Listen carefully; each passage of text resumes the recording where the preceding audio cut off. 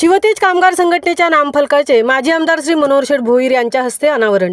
GDL CFS येथील शिवतेज कामगार संघटनेच्या नवीन कार्यकारिणीच्या नामफलकाचे अनावरण माजी आमदार व शिवसेना रायगड जिल्हा प्रमुख माजी श्री मनोहर शेठ भोईर यांच्या शुभ हस्ते करण्यात आला।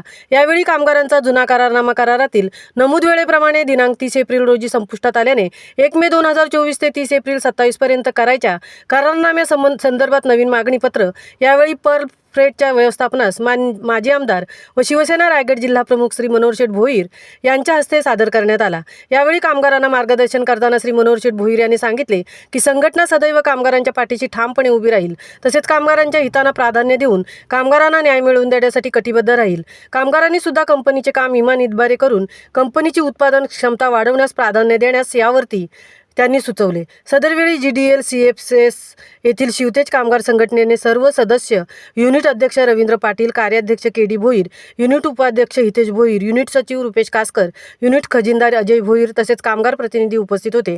यावेळी शिवतेज कामगार संघटनेचे सचिव श्री महेंद्र सावंत व पर्ल फ्रेट कंपनीचे मॅनेजर वकार खान हे उपस्थित होते।